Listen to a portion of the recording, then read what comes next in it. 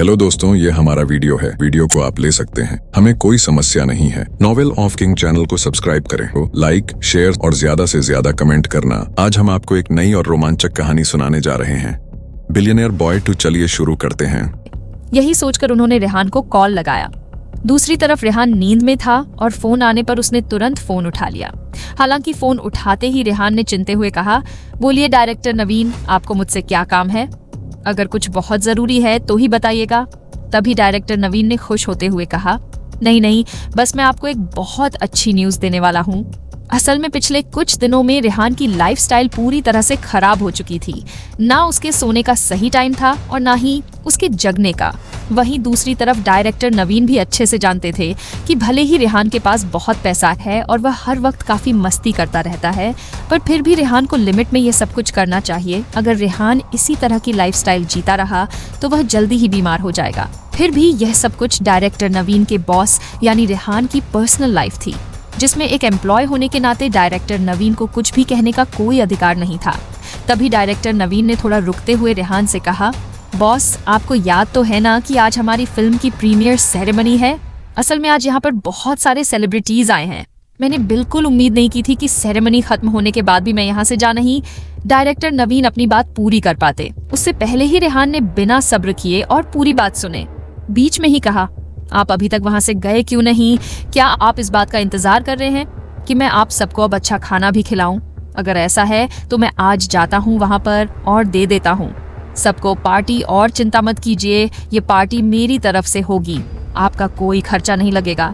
जैसे ही डायरेक्टर नवीन ने रेहान की बात सुनी तो 1 मिनट के लिए थोड़ा डर गए, क्योंकि उन्हें साफ साफ समझ आ रहा था कि रेहान इस वक्त थोड़ा सा नाराज है। इसलिए उन्होंने बिना इधर उधर की बात किए तुरंत कहा, नहीं बॉस, असल में ये सब लोग चाहते हैं कि ये हमारी कंपनी में एजेंट एक्टर काम करें और साथ ही साथ हमारी अगली मूवी में रोल भी प्ले करना चाहते हैं। जैसे ही कार्तिक ने यह बात सुनी तो उसने थोड़ा नाराज होते हुए कहा, इसमें कहने वाली क्या बात है? आप जानते हैं न कि हम किसी भी आउटसाइडर एक्टर को अपनी फिल्म में काम नहीं करने देंगे। रेहान का जवाब सुनकर डायरेक्टर नवीन ने धीरे से कहा, यस बॉस, असल में मैंने भी उनसे यही कहा था, पर जब से उन लोगों ने हमारी मूवी देखी है और पहली मूवी की अचीवमेंट देखी है, उसके बाद से यह सब लोग ऑफिशियल हमारी स्टार मून एंटरटेनमेंट कंपनी को ज्वाइन करना चाहते हैं और साथ ही साथ यहाँ के एम्प्लॉय बनना चाहते हैं। डायरेक्टर नवीन की बात सुनकर रेहान की तरफ से कोई जवाब नहीं आया। तभी डायरेक्टर नवीन ने एक बार फिर से हिम्मत करते हुए धीरे से पूछा, बॉस, क्या आप मेरी बात सुन रहे हैं? आपको क्या लगता है, क्या हमें इनके ऑफर को सुनना चाहिए या नहीं? डायरेक्टर नवीन की बात सुनकर ही अभी तक रेहान अपनी नींद से जाग चुका था और जगक अपने बेड पर बैठ गया। रेहान ने बिल्कुल उम्मीद नहीं की थी कि उसकी एंटरटेनमेंट कंपनी इतनी जल्दी इतनी ज्यादा पॉपुलर हो जाएगी कि बड़े बड़े एक्टर खुद उनकी इस एंटरटेनमेंट कंपनी के साथ कांटेक्ट करने की पहल करेंगे। फिर भी चीजें इस वक्त कुछ अलग है और पहले अलग थी। शुरू में जब रेहान ने अपनी कंपनी स्टेबलाइज की थी तो उस वक्त बहुत सारे लोग इस कंपनी के एम्प्लॉय नहीं थे।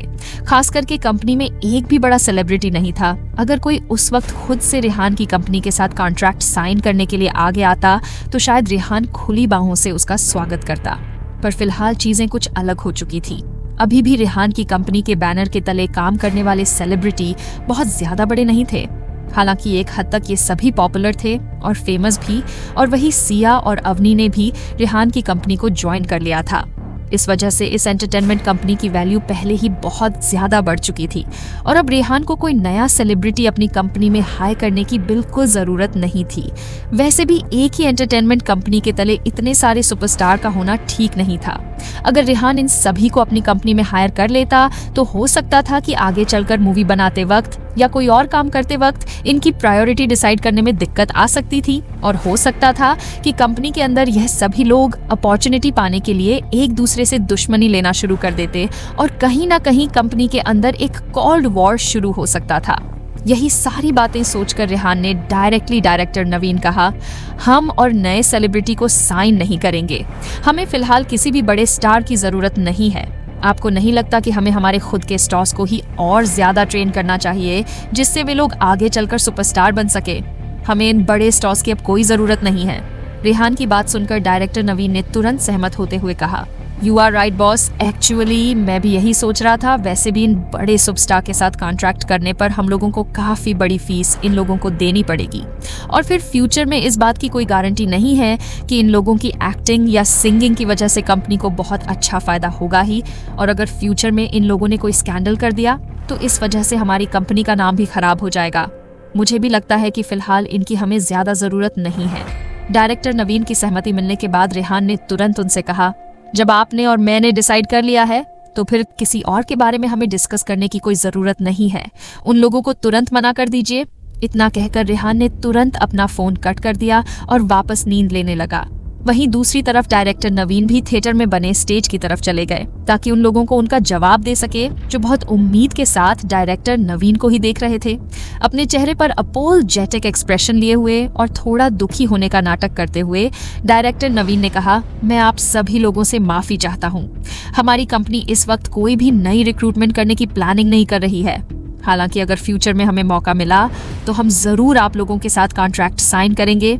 जैसे ही नीचे खड़े हुए सेलिब्रिटी ने यह बात सुनी तो वह सब लोग तुरंत दुखी हो गए, क्योंकि फिलहाल इन सब की नजरों में स्टार मून एंटरटेनमेंट कंपनी किसी गोल्ड माइन से कम नहीं थी, जो इन्हें न सिर्फ बहुत सारे पैसे दे सकती थी बल्कि इन लोगों को आसानी से और ज्यादा फेमस बना सकती थी। हर एक सेलिब्रिटी जो भी इस फील्ड में होता है, उन सब के लिए सबसे ज्यादा जरूरी फेमस होना होता है, और कहीं ना कहीं इन सभी की जिंदगी इसी बात पर टिकी होती है। ये सभी लोग अपने मन में सोच रहे थे कि अगर ये सब लोग रेहान की कंपनी ज्वाइन कर लेते तो इन्हें अच्छे रिसोर्सेज मिल जाते और उसके बाद ये और भी ज्यादा पॉपुलर हो जाते। हालांकि अगर इन लोगों को अच्छे रिसोर्सेज नहीं मिलते या फिर सही क्वालिटी के नहीं मिलते तो हो सकता था कि ये लोग हमेशा के लिए अपने फैंस की नज़रों से गायब हो जाते। अगर इन लोगों ने कोई भी गलत स्क्रिप्ट पसंद कर ली या फिर उसे साइन कर दिया तो हो सकता था कि उनका कार्य पूरी तरह से खत्म हो जाता। ऐसे में बहुत जल्दी सभी लोग इन सेलिब्रिटी को भूल जाते और शायद फिर इन सारे सेलिब्रिटी की स्टार वाली लाइफ खत्म हो जाती और यह एक आम आदमी बनकर रह जाते। अभी तक सारे सेलिब्रिटी को इतना तो पता चल चुका था कि स्टार मून एंटरटेनमेंट कंपनी बहुत बड़ी कंपनी नहीं थी और बाहर से देखने पर भी यह न स्टेबलाइज कंपनी ही लगती थी, पर फिर भी इसकी एक मूवी की इतनी बड़ी सक्सेस और दूसरी मूवी की अपकमिंग सक्सेस को देखते हुए सेलिब्रिटी को इतना तो समझ आ गया था, इस कंपनी के पास बहुत ज्यादा पैसा है और ये लोग इन सारे सेलिब्रिटी की लाइफ को एक नई दिशा दे सकते हैं। फिलहाल मन ही मन इन सभी सेलिब्रिटी को बाकी स्टार मून एंटरटेनमेंट कंपनी के सेलिब्रिटी से जलन हो रही थी और उन पर गुस्सा आ रहा था।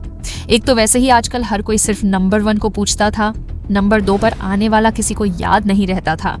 ऐसे में अगर कोई कंपनी अच्छे अच्छे रिसोर्सेज सिर्फ अपने एम्प्लॉयज़ को देगी तो बाकी सेलिब्रिटी क्या करेंगे। और सबसे बड़ी बात तो ये थी कि रेहान की star Moon Entertainment company share holding company नहीं थी और इस कंपनी का सिर्फ एक ही बॉस था जिसका हर एक डिसीजन सबको मानना पड़ता था। पहले तो सेलिब्रिटी को लगता था कि अगर वे चाहे तो किसी दूसरे शेयर होल्डर को अपने इन्फ्लुएंस में लेकर अपना काम निकाल सकते हैं, पर जिस कंपनी में सिर्फ एक ही बॉस है उसके आगे भला कोई क्या कर सकता था। शायद इसीलिए द जंगल लीजन फिल्म की प्रीमियर सेरेमनी बहुत ही खुशी के साथ शुरू हुई थी और जब पूरी हुई तो वहाँ बहुत सारे लोग काफी ज्यादा उदास खड़े हुए थे।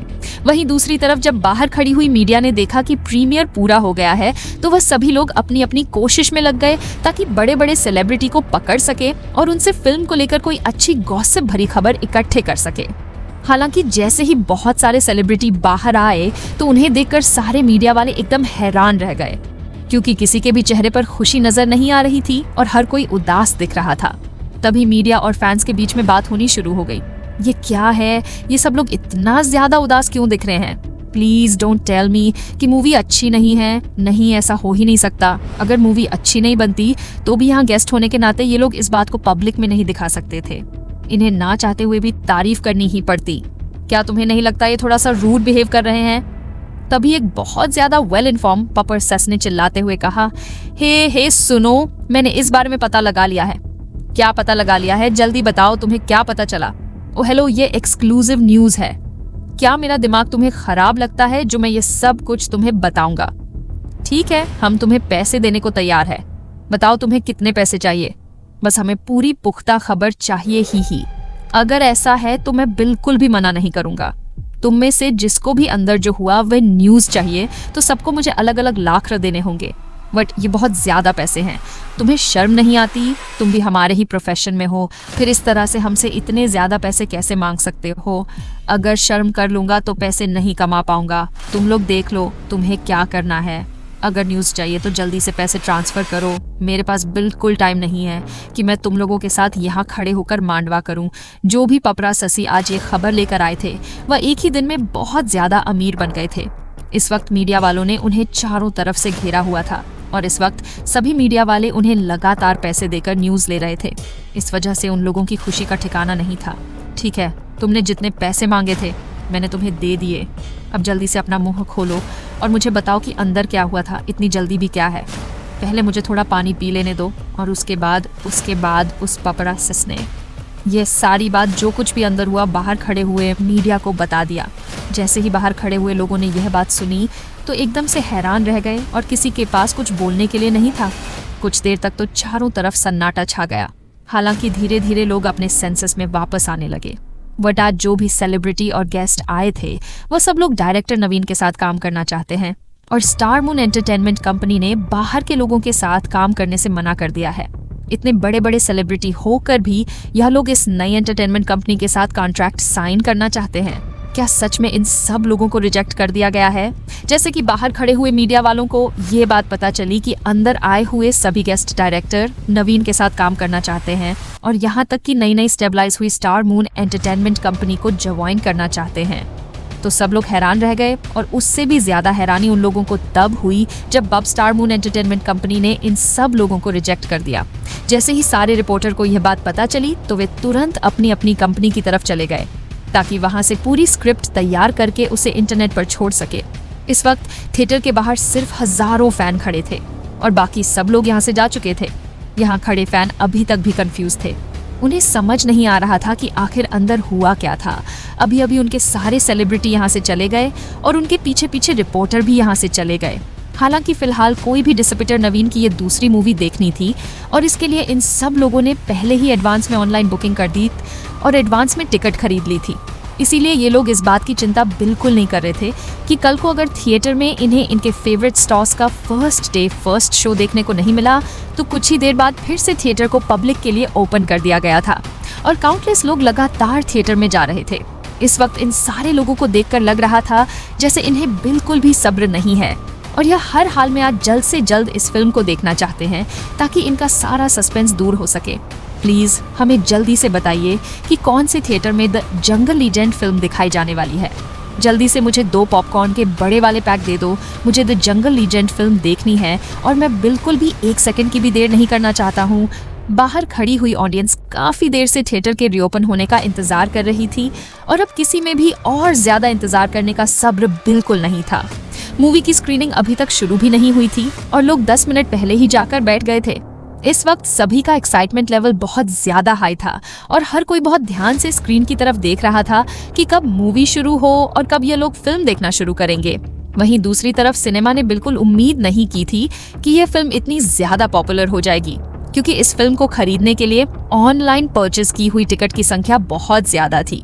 लोगों ने मूवी की रिलीज डेट वाले दिन की ऑफिशियल अनाउंसमेंट होते ही इस फिल्म को देखने के लिए अपने पास के थिएटर में ऑनलाइन टिकट बुक कर दी थी। इस वक्त सिनेमा में और भी अलग अलग मूवी रिलीज हो रही थी पर किसी का भी ध्यान बाकी मूवी पर नहीं था। हर कोई बस डायरेक्टर नवीन की मूवी देखने के लिए ही थिएटर में आया था।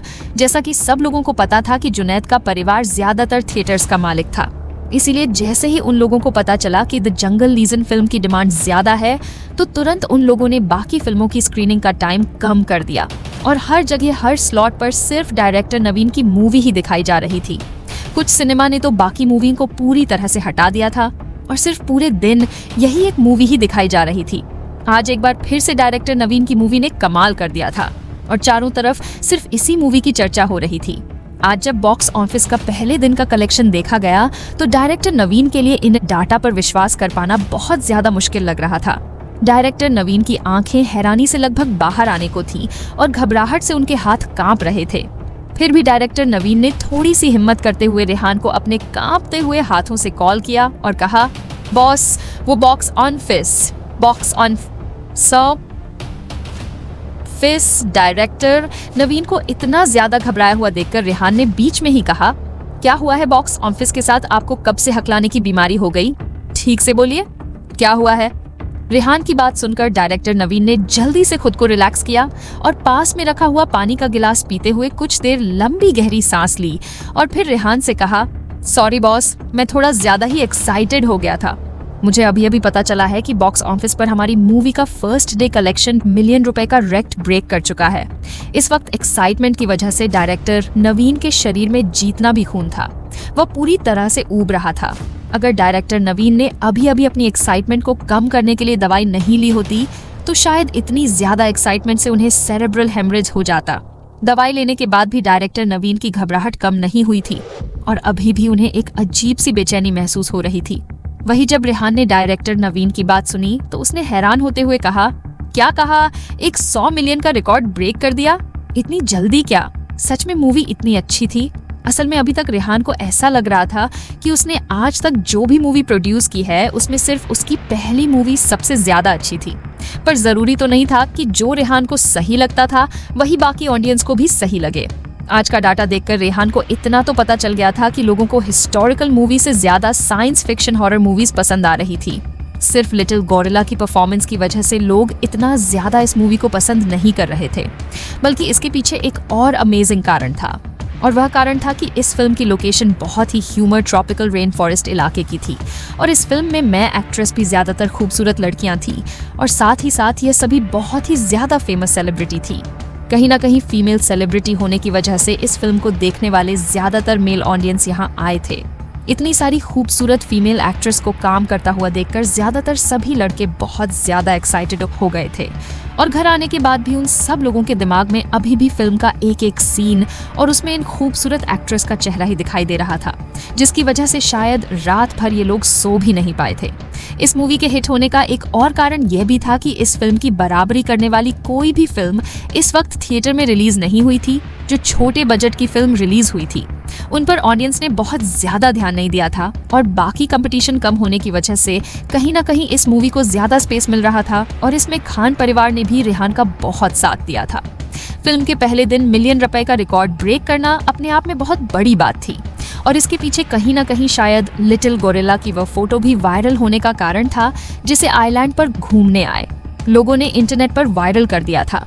रेहान को अभी भी याद था कि लिट गोरिल्ला की फोटो जैसे ही पूरे इंटरनेट पर वायरल हुई सब लोग उसे नकली बताने लगे।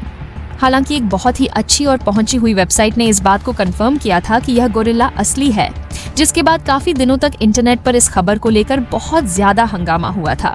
दूसरी तरफ रेहान अपने मन ही मन में कैलकुलेट करने लगा कि उसने इस फिल्म को बनाने के लिए मिलियन इन्वेस्ट किए थे, जिसकी वजह से रेहान जल्दी ही अपनी कॉस्ट रिकवर कर लेगा और अच्छा खासा मुनाफा भी कमा लेगा।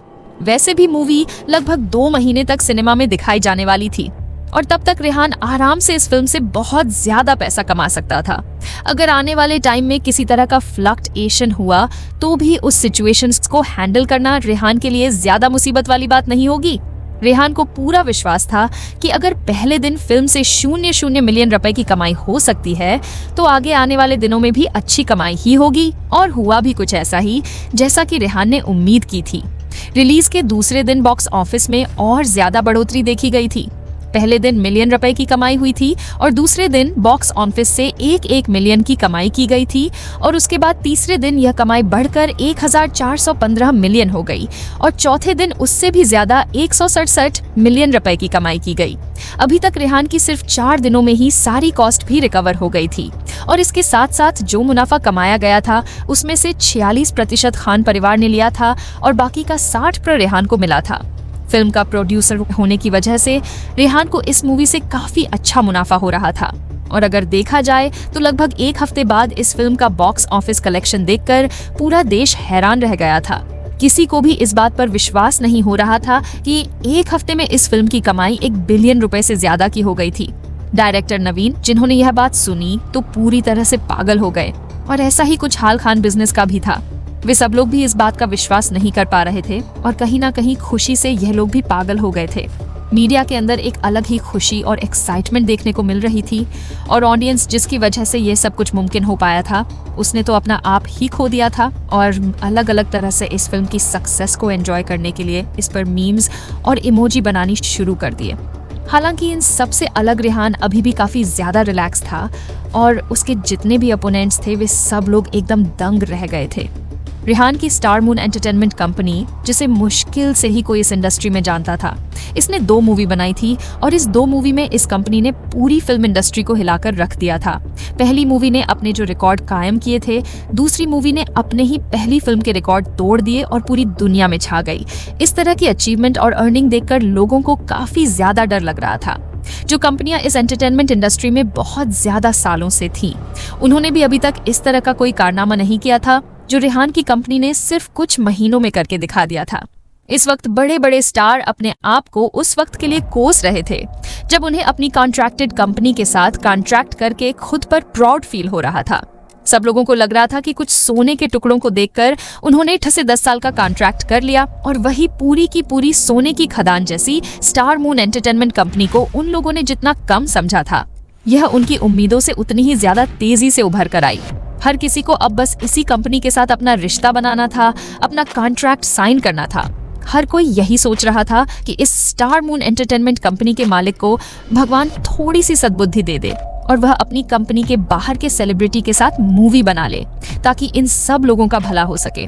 एक बात जो सबसे ज्यादा इंपॉर्टेंट थी और जिसे हर किसी को मानना पड़ा था, वह यह कि इस कंपनी का बॉस रेहान बहुत ही ज्यादा ताकतवर था और इसके पास पैसों की पूरी नदी बहा करती थी, जिसमें से जितना भी पैसा निकाल लो कभी कोई कमी नहीं आती थी। अगर इस कंपनी के बॉस ने किसी आदमी को फेमस बनाने के बारे में सोच लिया तो उसके लिए वह अनगिनत पैसे इन्वेस्ट कर सकता था और उसे फेमस बनाने के लिए किसी भी हद तक जा सकता था, जिसका जीता जागता एग्जाम्पल ड्रीम एंजल ग्रुप था। एंटरटेनमेंट इंडस्ट्री में ज्यादातर बड़े लोगों को यह बात अच्छे से पता थी कि द ड्रीम एंजल ग्रुप की 4 लड़कियों को फेमस करने के लिए रेहान ने कई मिलियन रुपए इन्वेस्ट कर दिए थे। इतनी कम उम्र में रेहान का यह जो और हिम्मत देखकर अब बड़े बड़े लोगों को काफी ज्यादा अचंभा हो रहा था और कहीं ना कहीं उन्हें रेहान से डर लग रहा था। इस इंडस्ट्री में और भी बड़े बड़े लोग थे, पर किसी भी प्रोड्यूसर में इतनी हिम्मत नहीं थी कि वह अपने कंपनी के सेलिब्रिटी पर पैसा लगा सके। रेहान की सक्सेस को देखकर अब बाकी एंटरटेनमेंट कंपनी के लोगों को डर लगने लगा था। इतनी कम उम्र में रेहान का जज्बा और जोश लोगों को हैरान भी कर रहा था और डरा भी रहा था।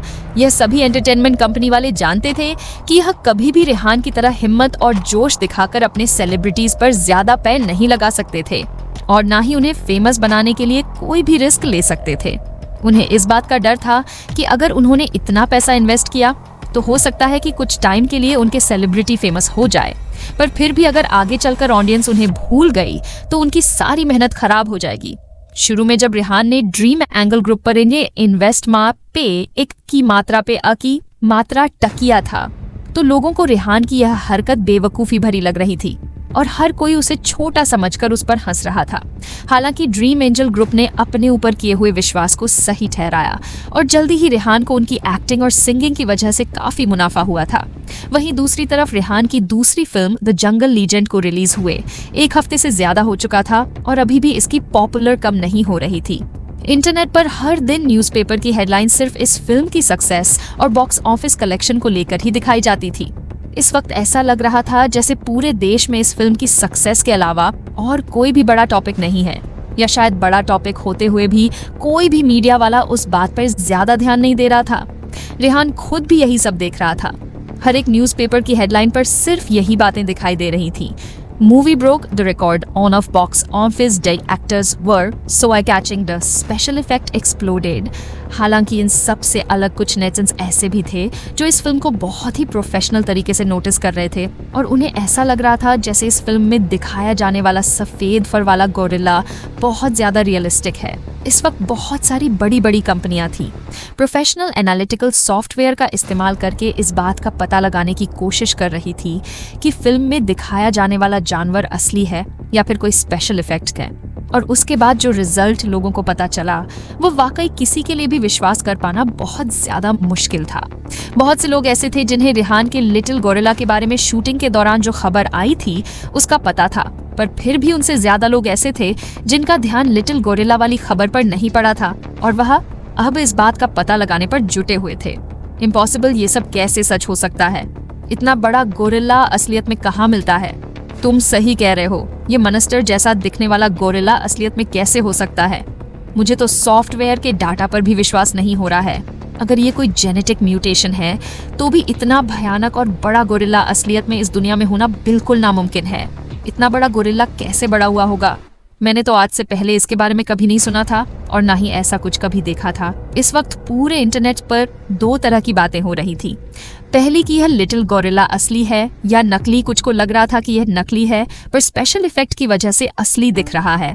वही दूसरी तरफ कुछ लोगों को लगता था कि यह मॉन्स्टर जैसा दिखने वाला जानवर असली है। हालांकि उनके पास इस बात का कोई सबूत नहीं है, इसीलिए यह लोग बाकी लोगों को यह प्रूफ नहीं कर सकते हैं। रेहान जो लगातार इन खबरों को देख रहा था पर उसे इन सब बातों से कोई फर्क नहीं पड़ता था। रेहान को पता था कि उसका लिटिल गोरिल्ला इस दुनिया में एग्जिस्ट करता है और यह बात किसी से भी छुपी हुई नहीं थी और ना ही रेहान छुपाना चाहता था। हालांकि रेहान को इस बात का एक्सप्लेनेशन देने का भी कोई शौक नहीं था। यह बात तो रेहा भी मानता था कि लिटिल गोरिल्ला की एजिस्ट हैंड्स इस दुनिया में काफी ज्यादा यूनिक है और शायद पूरी दुनिया में सिर्फ एक ही लिटिल गोरिल्ला एजिस्ट करता है। हालांकि रेहान को इस बात का थोड़ा सा डर था कि अगर दुनिया को लिटिल गोरिल्ला की सच्चाई के बारे में पता चल गया तो शायद यह लिटिल गोरिल्ला और रेहान दोनों के लिए मुसीबत खड़ी हो सकती है। हो सकता है कि साइंटिस्ट लिटिल गोरिल्ला को स्टडी करने के लिए रेहान से दूर ले जाए या फिर लिटिल गोरिल्ला को जू में छोड़ दिया जाए ताकि लोग उसे देख सके। या फिर ऐसा भी हो सकता है कि शिकारी या बड़े लोग जिन्हें शिकार करने का शौक है वे अपने शौक के लिए लिटिल गोरिल्ला का शिकार कर ले और उसे मार दे। रेहान अच्छे से जानता था कि लोग आजकल इंटरनेट और सोशल मीडिया के जमाने में जीते हैं और उन लोगों के लिए इमोशन सेकेंडरी हो गए हैं। रेहान खुद भी इस बात की 100% गारंटी नहीं दे सकता था कि लिटिल गोरिल्ला उसके साथ पूरी तरह से सुरक्षित है और शायद इसका कारण यह था कि इतना बड़ा जंगली जानवर कहीं लॉक करके पिंजरे में नहीं रखा जा सकता था। और फिर लिटिल गोरिल्ला तो वैसे भी रेहान का बचपन का दोस्त था और रेहान अच्छे से जानता था कि टिल गोरिल्ला 10 से भी ज्यादा सालों तक आइलैंड पर अकेले रहा है और अब उसे पूरे आइलैंड पर पूरे दिन भागते रहना, खेलते रहना ही पसंद है। वह कहीं भी एक जगह बंद कर नहीं रह सकता है और अगर कोई उसे जबरदस्ती बांधकर एक जगह रखेगा तो शायद यह लिटिल गोरिल्ला के साथ बहुत ज्यादा नाइंसाफी और क्रूरता होगी। वह बात अलग थी कि लिटिल गोरिल्ला भी कोई दूध का धुला हुआ नहीं था और जैसा बाकी लोग समझते थे वैसा तो बिल्कुल भी जेंटल नहीं था। रेहान जिस आइलैंड पर रहता था लिटिल गोरिल्ला भी वही रहने लग गया और अब उसके लिए यह हिम आइलैंड्स का नहीं था। हाँ, कभी कभी अगर लिटिल गोरिल्ला का मन करता था तो वह खुद तैरकर रिफ्लेक्टिंग मून आइलैंड पर चला जाता था जो उसकी खुद की मैन टेरिटरी थी और जहाँ पर वह पिछले 10 सालों से रह रहा था। और जब उसका मन भर जाता था तो लिटिल गोरिल्ला वापस रेहान के आइलैंड पर आ जाया करता था। रिफ्लेक्टिंग मून आइलैंड काफी ज्यादा बड़ा था। हर रेहान के टाइगर सिक्योरिटी गार्ड कुछ जगहों पर ही प्रोटेक्शन दे सकते थे और वह जगह भी बहुत ज्यादा बेसिक थी। अगर कोई सच में आइलैंड पर घुसकर लिटिल गोरिल्ला को नुकसान पहुंचाना चाहे है तो आराम से आइलैंड पर घुस सकते थे और लिटिल गोरिल्ला को नुकसान पहुंचा सकते थे या उसे अपने साथ ले जा सकते थे। यही सब कुछ सोचकर रेहान ने अपने सारे सबऑर्डिनेट्स को कमांड दे दी थी कि कोई भी लिटिल गोरिल्ला की असिस्टेंसिया और साथ ही साथ रेहान रिफ्लेक्टिंग मून आइलैंड और उसके साथ बनने वाले बाकी आइलैंड को और ज्यादा सेफ बनाने के लिए पूरी तरह से अपने इंडस्ट्रियल आइलैंड के कंप्लीट होने का इंतजार कर रहा था। रेहान का यह इंडस्ट्रियल आइलैंड का प्रोजेक्ट कोई छोटा मोटा प्रोजेक्ट नहीं था, बल्कि अब यह प्रोजेक्ट रेहान का ड्रीम प्रोजेक्ट बन चुका था। रेहान ने सोच लिया था कि जैसे ही इंडस्ट्रियल आइलैंड का काम पूरा हो जाएगा वह तुरंत वहां पर काम शुरू कर देगा और जल्द से जल्द आर्टिफिशियल इंटेलिजेंस मैकेनिकल आर्मी को बनाना शुरू कर देगा। धीरे धीरे जब ये मैकेनिकल आर्मी बनकर तैयार हो जाएगी तो रेहान का ये पूरा आइलैंड एकदम सेफ जोन बन जाएगा और रेहान उसके बाद भी अपने ये सारे एक्सपेरिमेंट कंटिन्यू रख पाएगा। आर्टिफिशियल इंटेलिजेंस के साथ मैकेनिकल आर्मी को तैयार करना अपने आप में बहुत ज्यादा चैलेंजिंग था और साथ ही साथ बहुत ज्यादा हॉरिबल भी था। लगभग 10 दिनों के बाद तक इस फिल्म की पॉपुलर धीरे धीरे कम होने लगी। अभी तक जो हर वक्त ऑनलाइन इसी फिल्म की बातें हुआ करती थी अब वह बातें कम हो गई थी और लोग दूसरे टॉपिक को इम्पोर्टेंस देने लगे थे। हालांकि बॉक्स ऑफिस कलेक्शन अभी भी कंटिन्यू स्टेबल था और अभी भी लोग इस फिल्म को देखने में इंटरेस्ट ले रहे थे। लगभग मूवी रिलीज होने के 3 हफ्ते बाद बॉक्स ऑफिस अपने हाईएस्ट पॉइंट पर पहुंच चुका था और उसके बाद धीरे धीरे बॉक्स ऑफिस कलेक्शन भी थोड़ा कम होने लगा। अभी तक मूवी को बॉक्स ऑफिस पर दिखाया जरूर जा रहा था पर फिर भी ऐसा माना जा रहा था कि अब मूवी को लगभग लगातार दिखाना कम कर दिया जाएगा। सबसे बड़ी बात यह थी कि इतने टाइम में बॉक्स ऑफिस सेल्स जो थी वो पूरे बिलियन रुपए क्रॉस कर चुकी था इस पूरी मूवी को बनाने में। रेहान ने सिर्फ 0 मिलियन इन्वेस्ट किए थे। इस मूवी से टोटल अर्निंग बिलियन रप हुई थी, जो वाकई बहुत बड़ी बात थी और कहीं ना कहीं इस वजह से पूरा एंटरटेनमेंट इंडस्ट्री का बजट हिला हुआ था। इस वक्त हर एक एंटरटेनमेंट कंपनी की नजर रेहान की इस फिल्म पर ही थी, जो लगातार पैसे कमाए जा रही थी। रेहान को लगभग 1.8 बिलियन रुपए बॉक्स ऑफिस से मिले थे, जिसमें से 0 मिलियन ही उसकी कॉस्ट थी। इस हिसाब से रेहान ने इस फिल्म से लगभग 1.6 बिलियन रुपए कमा लिए थे। और सबसे बड़ी बात जो रेहान को और भी ज्यादा हैरान कर रही थी वह यह थी कि इस फिल्म को बनाने में सिर्फ 9 महीने लगे थे, जबकि रेहान की पहली फिल्म को बनाने के लिए बहुत ही ज्यादा समय लगा था और उसमें बहुत ज्यादा रिसोर्सेज भी प्रोवाइड करवाए गए थे।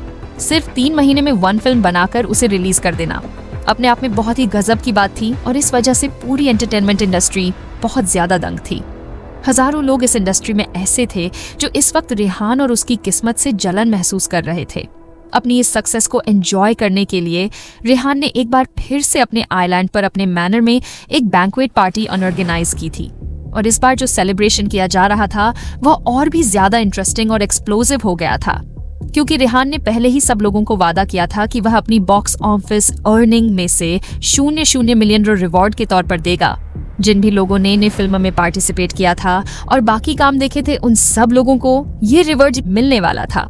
यहाँ पर सिया और अवनी जैसी सुपरस्टार सेलिब्रिटी भी थी, जिन्हें रिवॉर्ड के तौर पर बाकी लोगों से ज्यादा पैसे मिलने वाले थे और यह अमाउंट लगभग 20 मिलियन रॉयल्स ईच थी। विदिमा और बाकी ए लिस्ट स्टार सेलिब्रिटी को मिलियन दिए जा रहे थे और वही डायरेक्टर नवीन, जो इस फिल्म के डायरेक्टर और मेन प्रोड्यूसर थे और जिन्होंने इस फिल्म में सबसे ज्यादा योगदान दिया था, उन्हें रेहान ने डायरेक्ट मिलियन का रिवॉर्ड दिया था।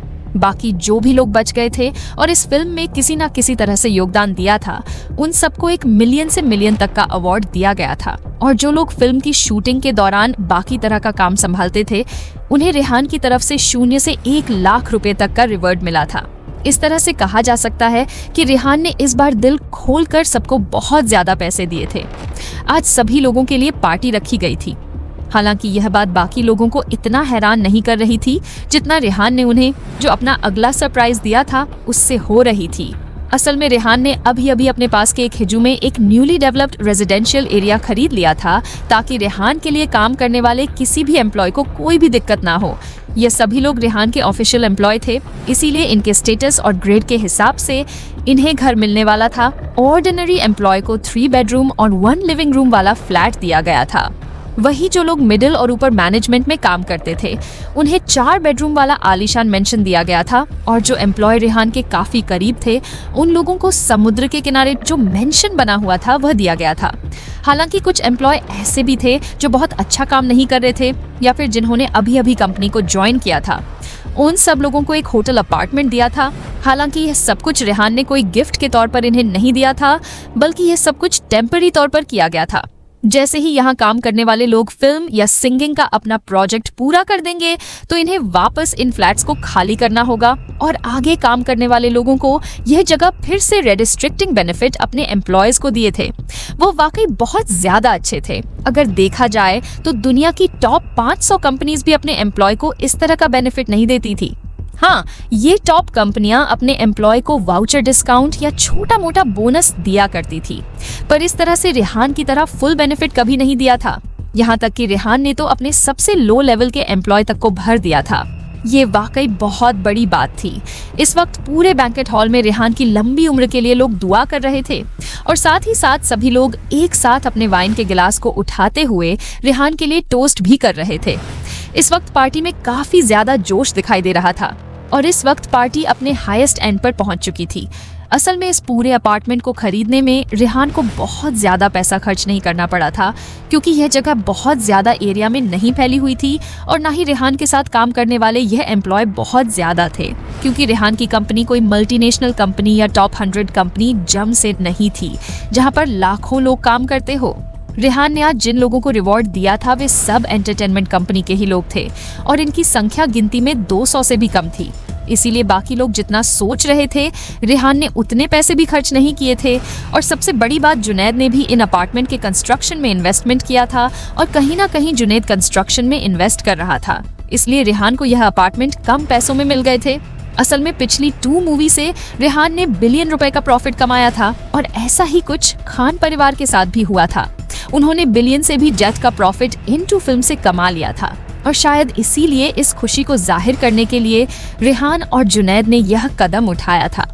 हालांकि बॉक्स ऑफिस से जो अर्निंग हुई थी वह तो काफी अच्छी थी, पर इसके साथ साथ सिनेमा में रिफ्रेशमेंट और बाकी चीजों की जो अर्निंग थी उससे भी जुनैद परिवार को बहुत फायदा हुआ था। और कहीं ना कहीं जुनैद के परिवार ने टिकट से ज्यादा बाकी चीजों से पैसे कमा लिए थे। और इस बात की हैरानी अभी तक रेहान और जुनैद दोनों को हो रही थी। रेहान अपनी एंटरटेनमेंट कंपनी को अभी भी आगे लेकर जाना चाहता था और फी का काम कंटिन्यू करना चाहता था, इसीलिए आगे चलकर भी जुनैद और रेहान मिलकर साथ काम करने वाले थे। और सबसे बड़ी बात, खान बिजनेस ने तो पहले ही डिसाइड कर लिया था कि वह लोग रेहान के बैनर के तले बनी इन दोनों फिल्म का पूरा कॉपीराइट ले लेंगे, जिससे उन्हें लगातार मुनाफा होता रहे। और जल्दी से जुनैद इस बारे में रेहान से बात भी करने वाला था। हालांकि जुनैद बिजनेस से अलग रेहान का दोस्त था और वह नहीं चाहता था कि उन दोनों के बीच में बिजनेस की वजह से किसी भी तरह की तकरार हो। इसीलिए कुछ डिसाइड करते हुए जुनैद ने नई कॉपीराइट खरीदने की बात छोड़ दी और रेहान के साथ कोलैबोरेटिव बस्सी और खान परिवार को इन फिल्म्स को आगे तक चलाने का और डीवीडी वर्जन में बेचने का ऑथराइजेशन मिल गया था। और साथ ही साथ रेहान की फिल्म में जो गाने इस्तेमाल किए गए थे और जो ज्वेलरी और कॉस्मेटिक एंड कपड़े सेलिब्रिटीज ने पहने थे, उन सबको बेचने का ऑथराइजेशन भी खान परिवार को मिल गया था। और इन सब में जो सबसे बड़ी बात थी वह यह थी कि द जंगल लीजन फिल्म के मेन कैरेक्टर लिटिल गोरिल्ला ने अभी तक सभी नेटिजन्स का दिल जीत लिया था और अब बच्चे उसी तरह के टॉय खरीदना चाहते थे और इसकी डिमांड लगातार बाजार में बढ़ती जा रही थी। जैसे ही रेहान और जुनैद को इस बारे में पता चला तो उन्होंने तुरंत 1 पॉइंट पर सहमत होते हुए अपने अन में जितनी भी फैक्ट्री थी वहां पर तुरंत लिटिल गोरिल्ला जैसा टॉय बनाने का काम शुरू कर दिया था। जल्दी ही लिटिल गोरिल्ला जैसा दिखने वाला टॉय मार्केट में आ गया था और इन्हें सिनेमा में अवेलेबल स्पेशल शॉप पर बेचना भी शुरू कर दिया गया था और साथ ही साथ बाकी मार्केट में भी इन्हें बेचना स्टार्ट कर दिया गया था। हालांकि यह सब काम खान परिवार के बिजनेस लाइन में ही किया जा रहा था। जल्दी ही 2000 से भी ज्यादा सिनेमा में और सुपरमार्केट में सेल शुरू हो गई। जो बात सबसे ज्यादा अजीब और अनएक्सपेक्टेड थी वह यह थी कि जैसे ही सुपरमार्केट और सिनेमा में लिटिल गोरिल्ला टॉय को लॉन्च किया गया तो पहले दिन ही सारा स्टॉक बिक गया और उसके बाद भी डिमांड काफी ज्यादा थी, जिसे प्रोडक्शन फैक्ट्री पूरा नहीं कर पा रही थी। ऐसे बहुत सारे लोग थे जो अभी तक स्पेशल टॉय को नहीं खरीद पाए थे, इसीलिए उन लोगों ने एडवांस में इसे खरीदने के लिए बुकिंग शुरू कर दी। सुपरमार्केट में ऐसा पॉसिबल नहीं था, पर सिनेमा में ऑनलाइन शॉपिंग बहुत ज्यादा पॉपुलर थी, जिसे खान बिजनेस लाइन काफी डेवलप तरीके से अवेलेबल करवा रही थी।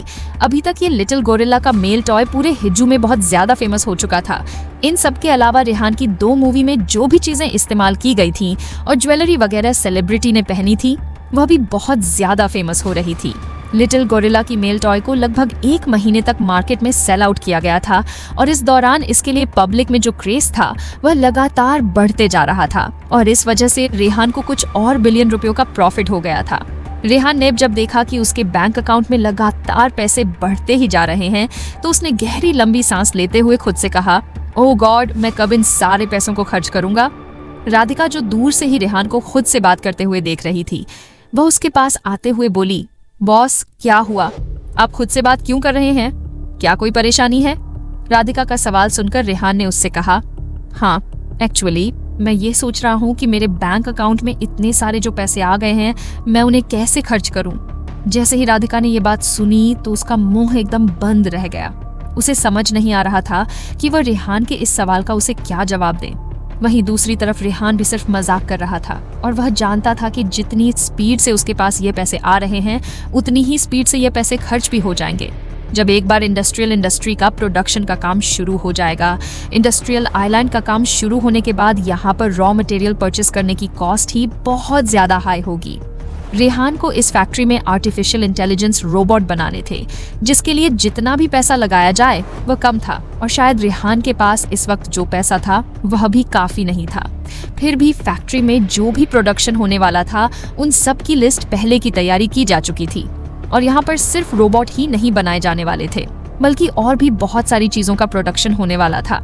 रेहान ने पहले ही सोच लिया था कि स्मार्ट रोबोट जो वह बनाएगा उन्हें बाजार में सेल नहीं करेगा। हालांकि उनके अलावा जो 2 और प्रोडक्ट हैं, जैसे कि इलेक्ट्रिक कार और सुपर इंटेलिजेंट इलेक्ट्रिक बैटरी, उन्हें वह जरूर बाजार में बेचेगा। जैसे ही इनका प्रोडक्शन का काम पूरा हो जाएगा, रेहान को रजत के इस इनोवेशन पर पूरा विश्वास था और उसे इस बात पर भी पूरा विश्वास था कि जैसे ही वह इन दोनों प्रोडक्ट को मार्केट में लॉन्च करेगा तो पूरी दुनिया में ये प्रोडक्ट फेमस हो जाएंगे।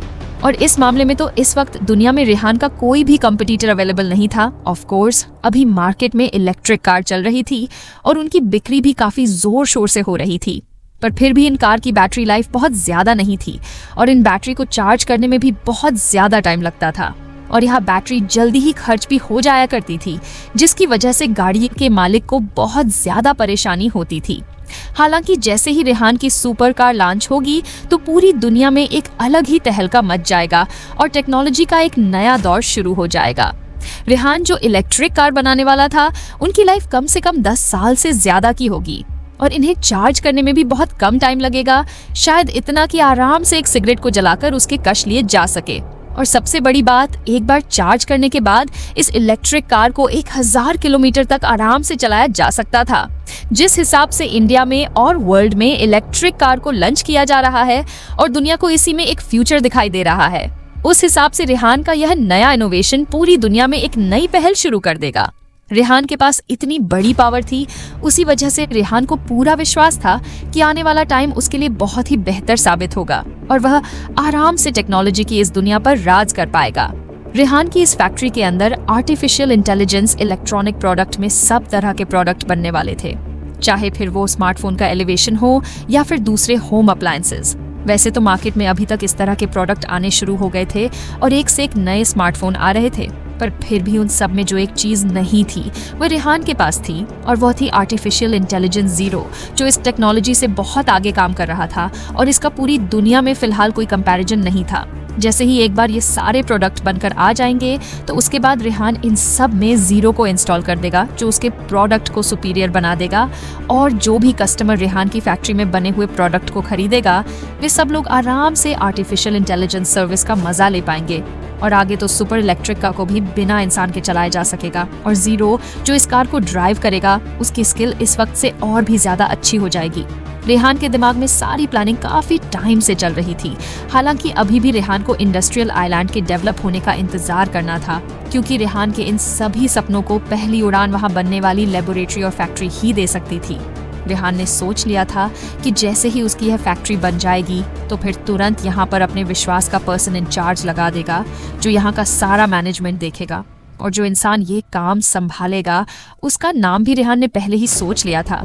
वैसे तो इन सब मामलों के लिए इमरान सबसे ज्यादा सूटेबल कैंडिडेट था, पर फिर भी इमरान इस वक्त बहुत सारा काम संभाल रहा था और रेहान नहीं चाहता था कि उसके ऊपर बहुत ज्यादा बर्डन पड़े। वहीं दूसरी तरफ रेहान इतने बड़े काम के लिए किसी भी छोटे मोटे इंसान को नहीं रख सकता था। उसे यहाँ के मैनेजमेंट के लिए एक सही इंसान की जरूरत थी, क्योंकि यह इंडस्ट्रियल आइलैंड रेहान का बहुत बड़ा ट्रम्प कार्ड था, जो आगे चलकर रेहान की किस्मत को बदलने वाला था। इसीलिए किसी बाहरी इंसान को यहाँ रिक्रूट करके रेहान कोई भी प्रॉब्लम नहीं बढ़ाना चाहता था। कुछ देर तक बहुत ही ध्यान से सोचने के बाद रेहान फाइनली एक नाम पर अपनी सहमति दे पाया और वह नाम था शाशा का। रेहान को इस वक्त पूरे मैनेजमेंट के लिए शाशा के अलावा और कोई भी इंसान सही नहीं लग रहा था। शाशा की मैनेजमेंट क्वालिटी पर तो वैसे भी कोई सवाल नहीं उठाया जा सकता था। हालांकि इस वक्त Sasha star Moon Entertainment company की सेव थी, पर रेहान को लगता था कि वहां पर शाशा का पूरा टैलेंट यूज नहीं हो रहा है। रेहान ने सोच लिया था कि as a director Star Moon Entertainment company को रेहान कियारा को सौंप देगा। वही रेहान के दोनों भाई अर्थ और अथर्व इस मामले में मैनेजमेंट करने में कियारा की मदद कर देंगे और उसे असिस्ट करेंगे। इस तरह से स्टार मून एंटरटेनमेंट कंपनी के मैनेजमेंट का सारा प्रॉब्लम सॉल्व हो जाएगा। जैसे ही यहाँ पर काम शुरू होगा तो रेहान शाशा को वापस यहाँ बुला लेगा और पूरे आइलैंड को आराम से उसे संभालने के लिए उसे सौंप देगा। रेहान ने डिसाइड कर लिया था कि जैसे ही इंडस्ट्रियल आइलैंड का काम पूरा हो जाएगा तो मैनेजमेंट के लिए वह मुंबई से शाशा को यहाँ पर बुला लेगा और बाकी का सारा काम अपने दोनों भाइयों और कियारा को सौंप देगा, ताकि एंटरटेनमेंट कंपनी का काम भी ना रुके। और रही बात इस इंडस्ट्रियल आइलैंड के डेवलपमेंट स्टाफ की, तो वह काम रजत और रितिका को सौंप दिया गया था। क्योंकि उन्हें टेक्नोलॉजी के बारे में काफी अच्छी नॉलेज थी और यह दोनों मिलकर अपने आप अपनी पूरी रिसर्च टीम को तैयार कर सकते थे। इसीलिए इन लोगों की टीम तैयार करने के लिए भी रेहान चाहता था कि वह अपने हिसाब से बेस्ट लोग रजत और रतिका की टीम में प्रोवाइड करवाए और इसी काम के लिए रेहान को मैकेनिकल इंजीनियर और इलेक्ट्रॉनिक इंजीनियर को हायर करना पड़ रहा था ताकि इनसे रिलेटेड जितना भी प्रोडक्ट का काम था वह आराम से पूरा हो सके। हालांकि यहाँ पर एक चीज ये भी अच्छी थी कि इन सब की मदद करने के लिए एक्सटीरियर डिजाइन इंजीनियर को हायर करने का रेहान सोच रहा था। रेहान को इस बात से कोई फर्क नहीं पड़ता कि प्रोडक्ट देखने में अच्छा है या नहीं। रेहान बस इतना चाहता था कि प्रोडक्ट की परफॉर्मेंस के मामले में कभी भी रेहान के प्रोडक्ट पीछे ना रहे। हालांकि जब रजत ने रेहान को इस बात की अहमियत बताई कि प्रोडक्ट का एक्सटीरियर भी अच्छा दिखना चाहिए जिससे लोगों में सेटिस्फैक्टरीली से जिन मैकेनिकल और इलेक्ट्रिकल इंजीनियर्स को हायर किया था वो रेहान की ही काफी थी और अब रेहान को किसी और तरह के टैलेंट को हायर करने की जरूरत नहीं थी। हालत में डिजाइनिंग में अभी भी रेहान को अपने विश्वास का कोई आदमी नहीं मिल रहा था। रजत के समझाने पर रेहान को इतना तो पता चल गया था कि एक्सटीरियर डिजाइनर अपने आप में एक इंडस्ट्रियल आर्टिस्ट होता है जिसे पता होता है कि किसी चीज को किस तरह से डिजाइन करना है। वैसे तो ये बहुत ही हार्ड एजुकेशन होती है पर फिर भी इस फील्ड में अभी भी बहुत कम लोग एडमिशन लेते थे क्योंकि आज भी इंजीनियरिंग का नाम लेते ही सबसे पहले सॉफ्टवेयर या फिर मैकेनिकल इंजीनियर का ही नाम आता था। पर अब यह बात इंडिया में भी मानी जाने लगी थी कि जो दिखता था वही बिकता था। इस फील्ड में काम करने वाले इंजीनियर्स को सिर्फ इतना ही नहीं पता होता था कि कैसे इन सब चीजों को बाहर से डिजाइन करना है और पेंट करना है, बल्कि साथ ही साथ उन्हें यह भी पता होता था कि इसके अंदर का इंटरनल स्ट्रक्चर किस तरह से डिजाइन होगा ताकि सारे स्क्रू को अच्छे से फिट किया जा सके और प्रोडक्ट को अच्छा बनाया जा सके। इतनी मेहनत वाले काम के लिए रेहान ने अपने आसपास के बहुत सारे लोगों को इस काम के लिए लिस्टेड किया पर कोई भी उसे सबसे बेस्ट नहीं लग रहा था। लास्ट में रेहान ने डिसाइड किया कि वह एक सिंपल सा मेथड इस काम के लिए इस्तेमाल करेगा और वह बाहर से या किसी अच्छी कंपनी से लोगों को हायर करेगा। रेहान का बहुत ही सिंपल मेथड था कि अगर उसके पास खुद के पास कोई अच्छा और सूटेबल मैन नहीं है तो वह पैसे देकर उन लोगों को अपनी तरफ कर सकता था और रेहान के पास पैसों की कोई कमी नहीं थी। रेहान को इतना तो समझ आ गया कि जितनी ज्यादा पैसे वह देगा उसे उतने अच्छे लोग उसे अपने पास काम करने को मिल जाएंगे, क्योंकि अगर रेहान उन्हें स्टैंडर्ड ट्रीटमेंट ऑफर करेगा तो वे लोग बिल्कुल भी मना नहीं कर पाएंगे। और सबसे बड़ी बात यह थी कि इसमें रेहान का जो सीक्रेट था वो रिवील नहीं होने वाला था, इसीलिए रेहान को सिक्योरिटी की भी कोई चिंता नहीं थी और रेहान अच्छे से जानता था कि उसका ट्रम्प कार्ड अभी भी उसके हाथों में ही रहने वाला है। तभी कुछ सोचकर रेहान ने इमरान को कॉल किया और उससे पूछा, इमरान, हेड हंटर कॉर्पोरेशन को जानते हो जिसके साथ तुम फैमिलियर हो? रेहान का सवाल सुंदर। इमरान ने तुरंत से कहा, यस बॉस, मैं कुछ अच्छे बिजनेस फैमिली को जानता हूँ जो ये काम करती हैं। क्या मेरे लिए कोई इंस्ट्रक्शन है? हेड हंटर कॉर्पोरेशन एक सिंपल टर्म थी जिसका मतलब एक ऐसी जगह से था जहां पर हर तरह के ह्यूमन रिसोर्सेज अवेलेबल होते थे।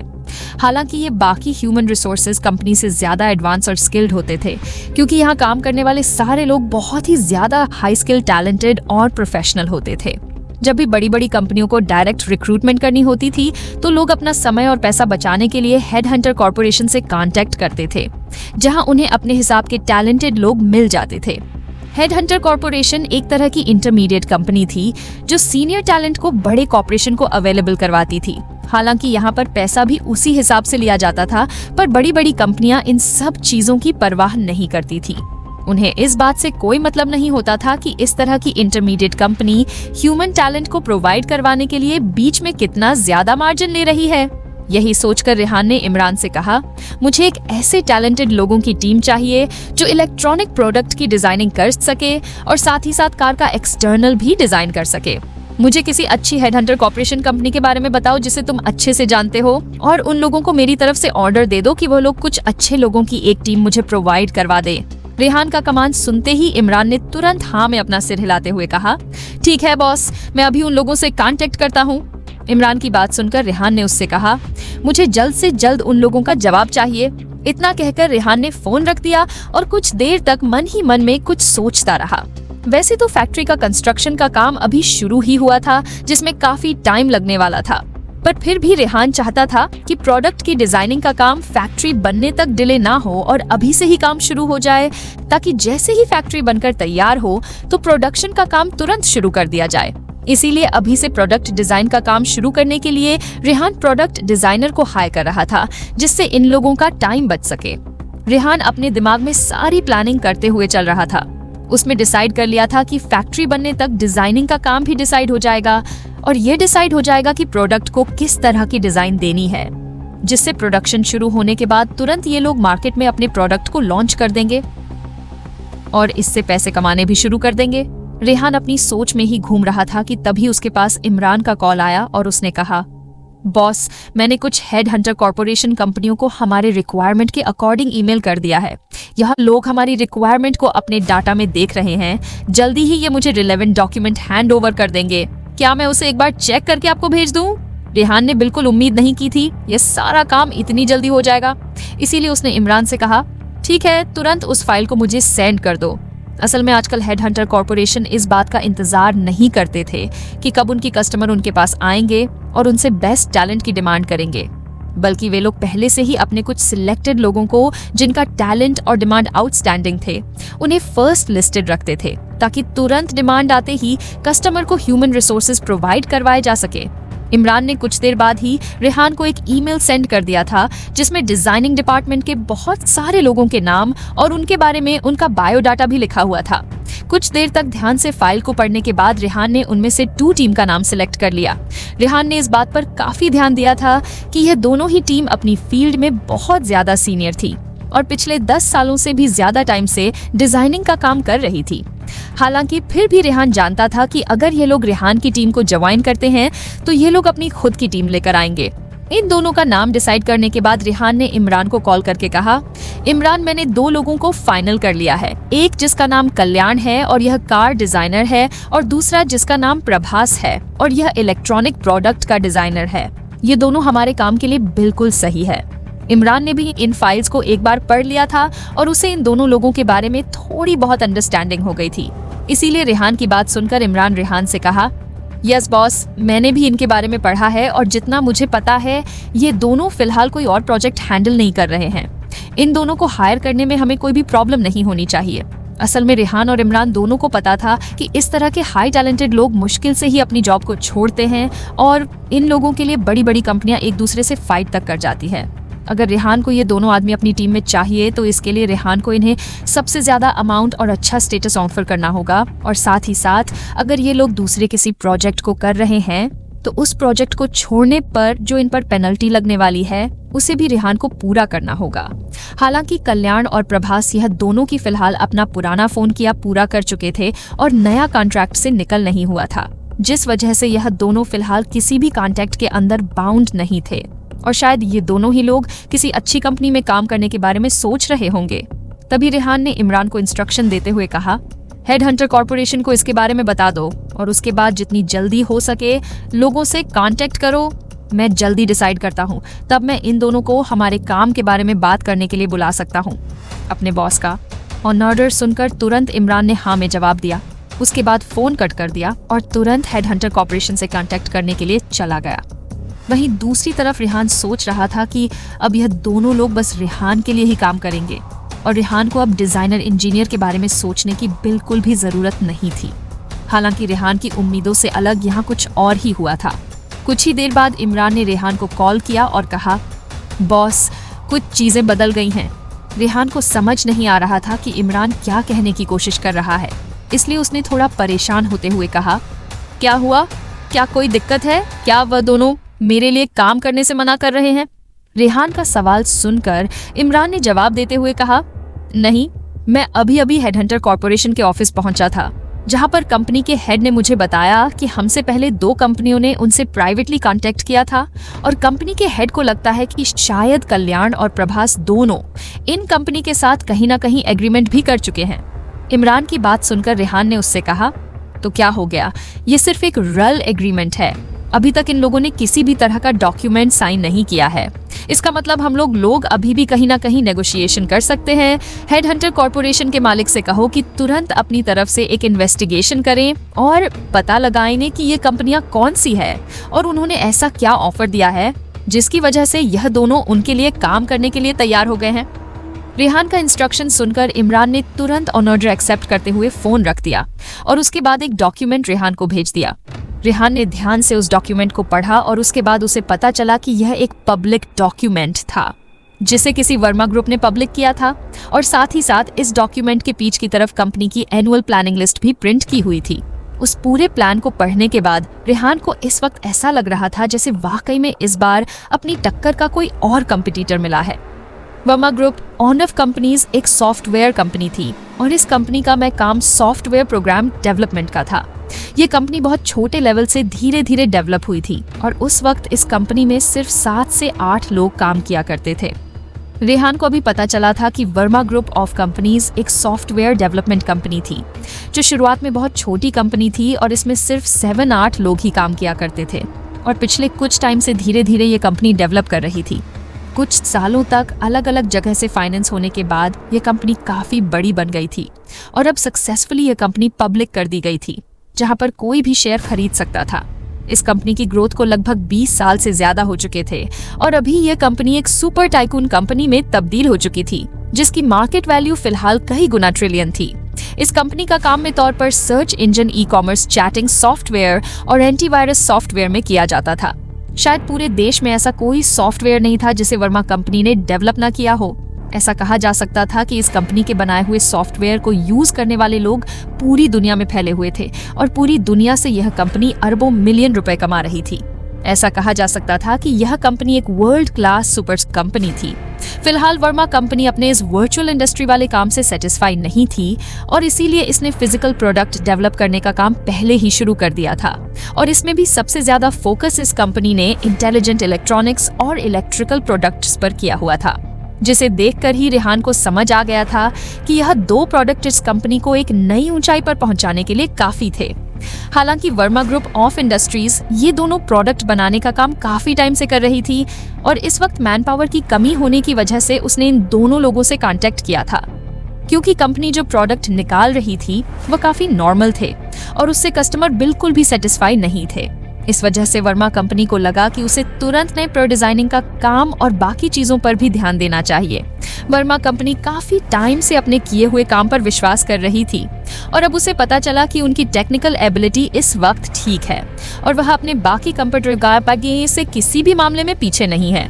बस एक ही चीज की कमी थी जो कहीं ना कहीं कंपनी के कस्टमर को डिससेटिस्फाई कर रही थी, और वह चीज थी प्रोडक्ट के डिजाइनिंग की। वर्मा कंपनी जो प्रोडक्ट डिजाइन कर रही थी उसकी डिजाइनिंग काफी ज्यादा ओल्ड थी और कहीं ना कहीं इलेक्ट्रिक प्रोडक्ट्स थोड़े हैवी थे, जिस वजह से कस्टमर जो नए जुड़ रहे थे उन्हें सब चीजें पुरानी लग रही थी और उन्हें कॉम्पिटिटिव कंपनी से सामान खरीदना ज्यादा सही लग रहा था।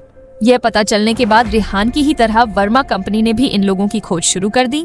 हालांकि रेहान से अलग वर्मा कंपनी ने हेडहंटर कॉर्पोरेशन से मदद लेने के बजाय डायरेक्ट इन दोनों लोगों से कांटेक्ट किया था और इन लोगों के बारे में वर्मा कंपनी को ह्यूमन रिसोर्स डिपार्टमेंट से पता चला था।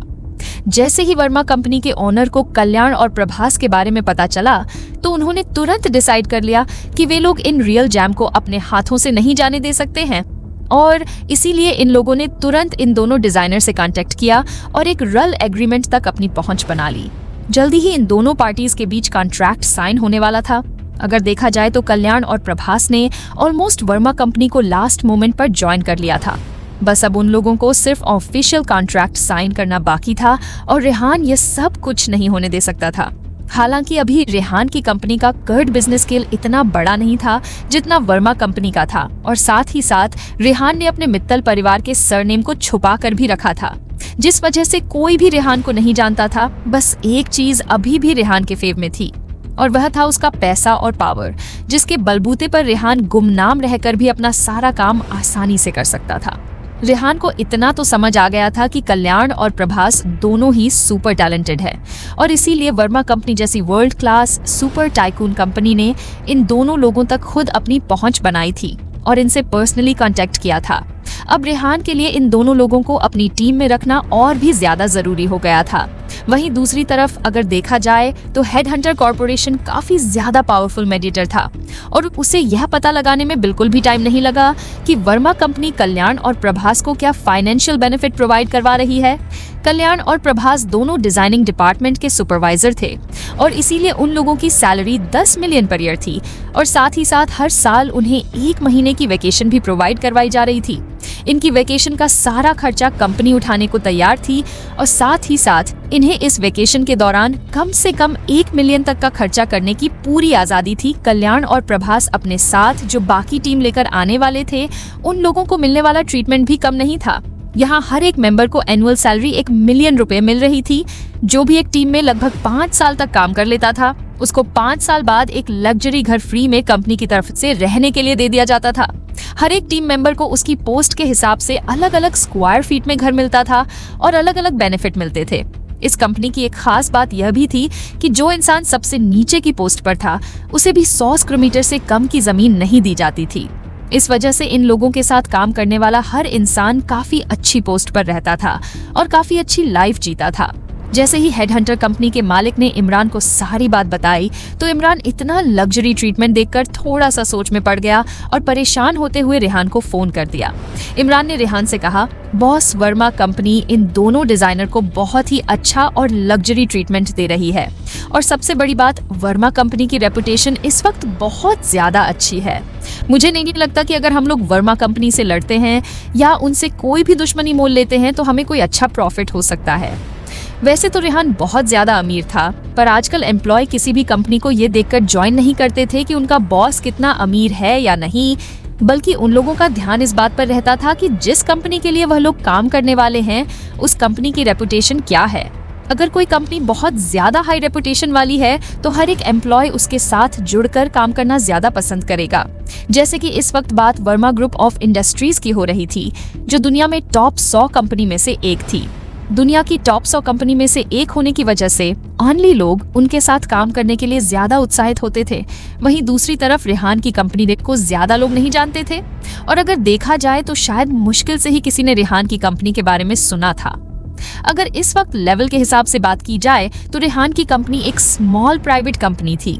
रेहान इस बात को अच्छे से जानता था, पर फिर भी उसने उम्मीद नहीं हारी और मुस्कुराते हुए इमरान से कहा, तुम्हें ऐसा क्यों लगता है कि हमारे पास इस वक्त एडवांटेज नहीं है या हम वर्मा कंपनी के हाथों से कल्याण और प्रभास को लेकर नहीं आ सकते हैं?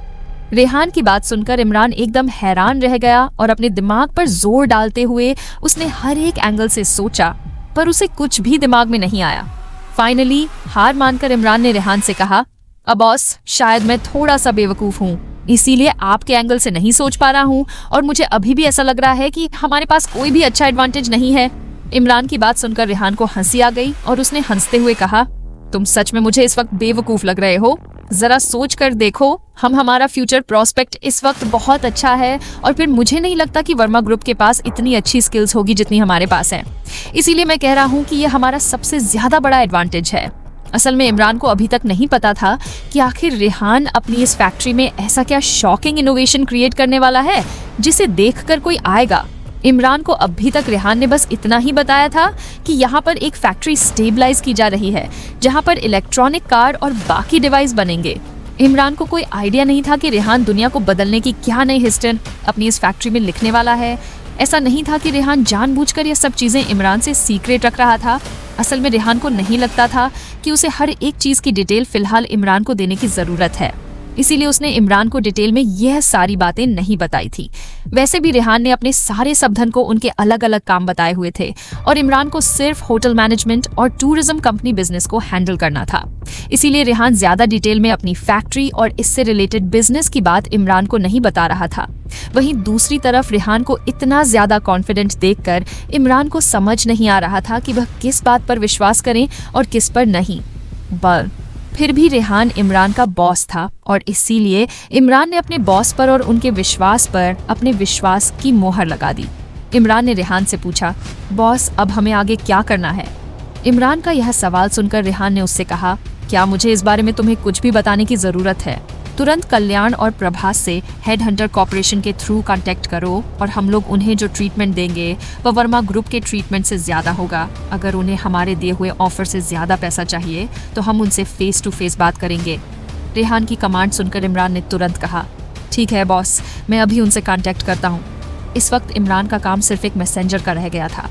उसे बीच में रहकर रेहान और उन दोनों डिजनर के बीच कांटेक्ट करवाना था, पर जल्दी ही उसे एक और बैड न्यूज़ सुनने को मिल गई।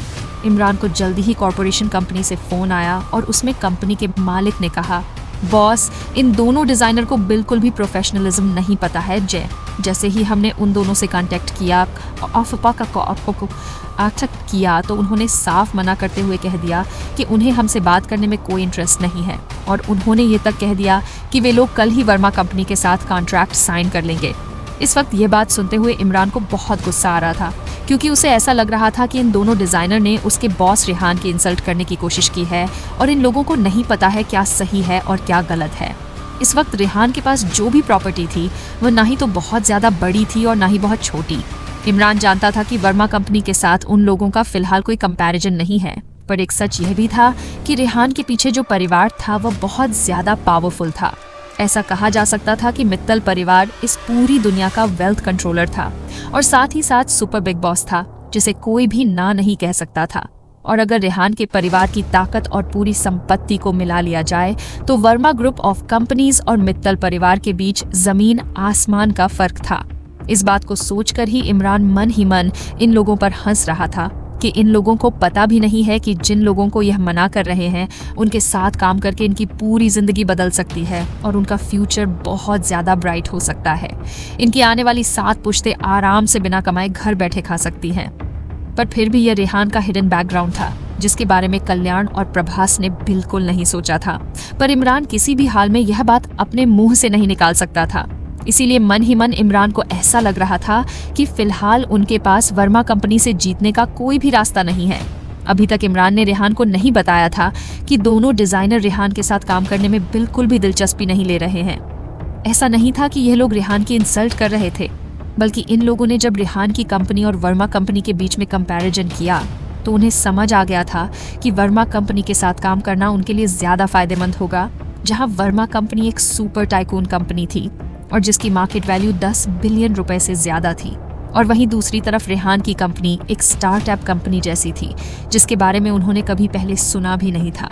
कल्याण और प्रभास इस बात से भी थोड़ा चिंता में थे कि कहीं उनके लिए कोई नई मुसीबत खड़ी ना हो जाए। यही सोचकर उन्होंने हेडहंटर कॉर्पोरेशन के मालिक को रेहान के दिए हुए ऑफर के लिए मना कर दिया था।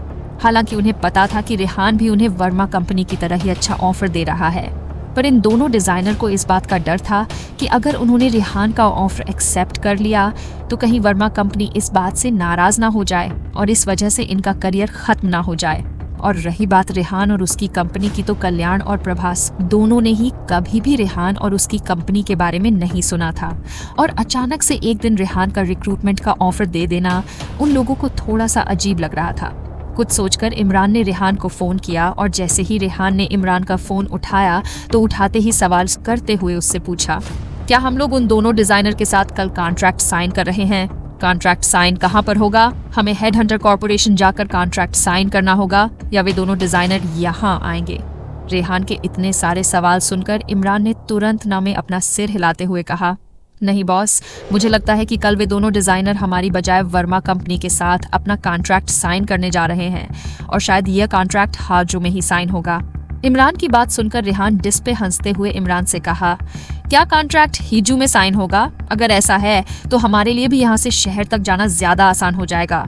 कहीं ना कहीं रेहान को पहले ही लग रहा था कि शायद इन दोनों डिजाइनर को अपने साथ काम करने के लिए मनाना रेहान के लिए थोड़ा सा मुश्किल होने वाला है, इसीलिए उसने कोई खास उम्मीद पहले से नहीं की थी।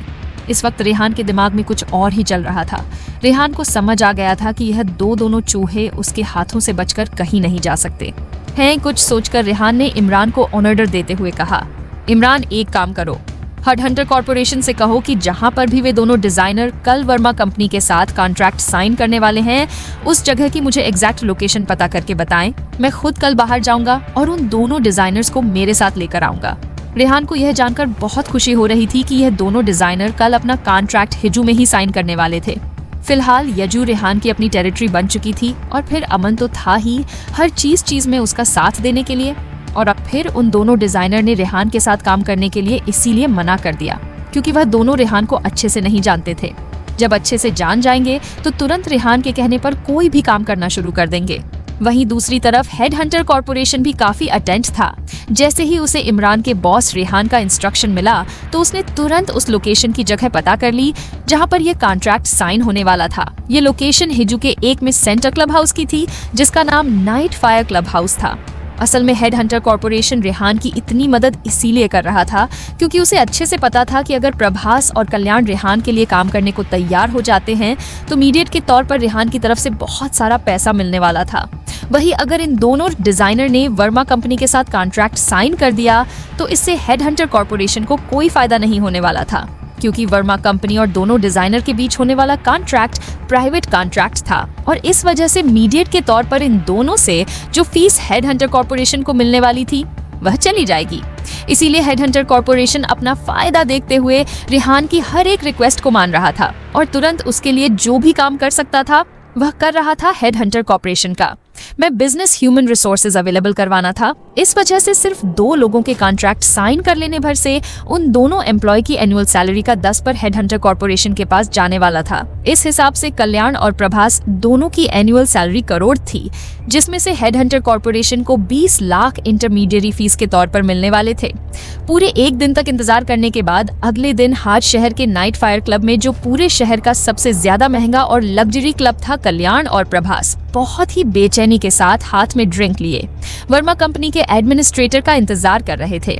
अगर बात प्रभास और कल्याण की जाए तो दोनों एक दूसरे को बहुत अच्छे से नहीं जानते थे, क्योंकि आज से पहले यह दोनों अलग अलग कंपनियों में काम कर रहे थे। इस वजह से इन लोगों की कोई खास अच्छी जान पहचान नहीं थी। हालांकि वर्मा कंपनी को ज्वाइन करने के बाद इन दोनों की जान पहचान हो गई थी और यह दोनों एक दूसरे से काफी हद तक फैमिलियर हो गए थे। कहीं ना कहीं ये दोनों अच्छे से जानते थे कि फ्यूचर में इन दोनों को एक साथ एक ही कंपनी के लिए काम करना है और जिस कंपनी में काम करने वाले हैं वो बहुत बड़ी कंपनी है। इसीलिए ये लोग जितना मिलकर रहेंगे उतना इन दोनों के लिए बेहतर होगा। ये सोचकर ये लोग एक दूसरे को सपोर्ट करना शुरू कर चुके थे। असल में वर्मा कंपनी ने हिज्जू में ही कॉन्ट्रैक्ट साइन करने का इसलिए डिसाइड किया था क्योंकि कल्याण हाइजू शहर का ही रहने वाला था। हालांकि प्रभास यहाँ का रहने वाला नहीं था, पर फिर भी प्रभास किसी काम से यहाँ इस शहर में आया हुआ था। इसीलिए वर्मा कंपनी ने डिसाइड किया कि वह एक साथ एक ही वक्त पर दोनों के साथ कॉन्ट्रैक्ट साइन कर लेगी। कल्याण और प्रभासनों को ही अपने पूरे करियर में पहली बार इतनी बड़ी कंपनी के साथ काम करने को मिल रहा था। इसीलिए यह दोनों इस वक्त काफी ज्यादा एक्साइटेड थे और टाइम से पहले ही क्लब पहुंच गए थे और वहां एक्साइटेड होकर वर्मा कंपनी के मैनेजर का इंतजार करने लगे। काफी देर तक यह दोनों चुप नहीं रह सकते थे। इसीलिए प्रभास ने अपनी बोरियत को दूर करने के लिए कल्याण से कैजुअली कहा, तुम्हें वह छोटी प्राइवेट कंपनी याद है जिसने 2 दिन पहले हमारे साथ हेड हंटर कॉर्पोरेशन के थ्रू कांटेक्ट किया था? पिछले 2 दिनों से उस कंपनी की कोई भी एक्टिविटी मुझे दिखाई नहीं दी है।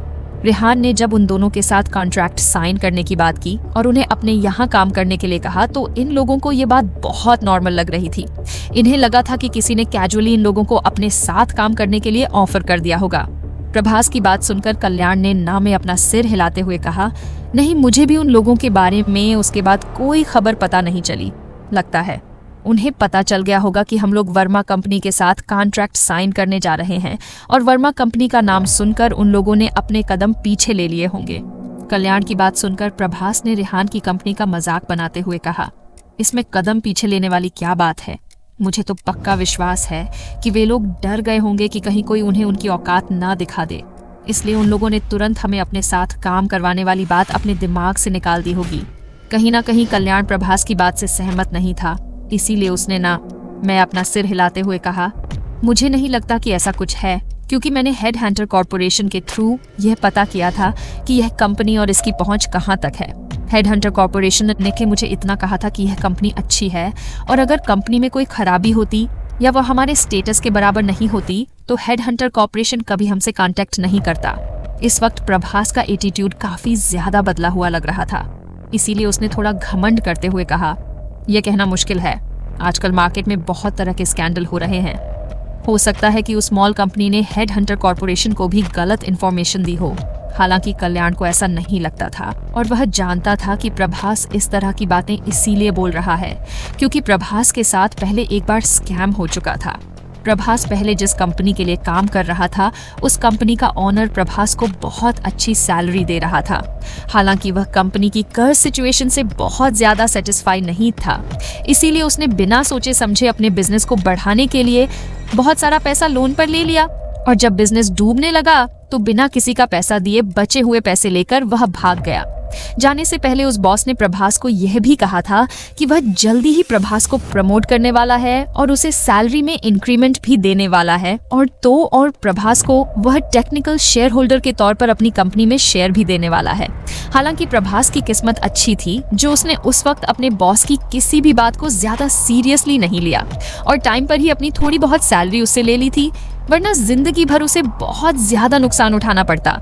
हालांकि अभी भी प्रभास को 5 अंडर्स को 6 महीनों की सैलरी नहीं मिली थी, जिसकी वजह से प्रभास के मन में इस बात का गुस्सा अभी भी भरा हुआ था और शायद प्रभास जानता है कि जिंदगी में कभी भी उसे यह पैसे वापस नहीं मिलने वाले, इसीलिए वह हर छोटी कंपनी पर शक करता था।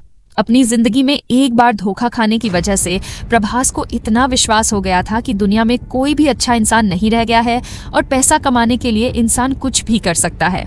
इसीलिए जब रेहान की तरफ से हेडहंटर कॉर्पोरेशन ने प्रभास को रिक्रूटमेंट का ऑफर दिया तो प्रभास बहुत ज्यादा कॉशिश हो गया और वह अच्छे से जानता था कि रेहान की कंपनी अभी छोटी है और जब तक वह कंपनी बड़ी नहीं हो जाती तब तक प्रभास की आंखों में यह कंपनी सस्पेक्ट ही रहने वाली थी। प्रभास को भी अपने पुराने दिन वापस याद आ गए थे और उसे इस तरह दुखी देखकर कल्याण ने थोड़ा कंफर्ट करते हुए कहा, पुरानी बातों के बारे में भूल जाओ, अब हम लोगों को वर्मा कंपनी के तौर पर बहुत अच्छा चांस मिल रहा है और मुझे लगता है कि इस हिसाब से हम लोग बहुत ज्यादा खुशकिस्मत हैं जो इतनी बड़ी कंपनी के साथ काम कर रहे हैं। वैसे तो प्रभास और कल्याण दोनों ही सीनियर टेक्निकल स्टाफ थे और दोनों की सैलरी मिलियन रुपए में थी, पर फिर भी ये लोग अभी भी दूसरों के लिए काम करते थे और जिस हिसाब से सैलरी मिलती थी उस हिसाब से ये लोग काफी पैसा खर्च भी कर देते थे। वहीं दूसरी तरफ इनके नीचे काम करने वाले लोग थोड़ा कम पैसा कमाते थे और उसी तरह की लाइफस्टाइल जीते थे जितने में आराम से खर्च भी कर सके और थोड़ा पैसा बचा भी सके। हालांकि उन लोगों की लाइफ अपने सीनियर स्टाफ की तरह इतनी डिलीशियस और लग्जरी नहीं होती थी। कल्याण और प्रभास जैसे सीनियर टेक्निकल स्टाफ पूरे दिन ऑफिस में बैठते थे और फिजिकल से ज्यादा मेंटल हेल्थ वाला काम करते थे।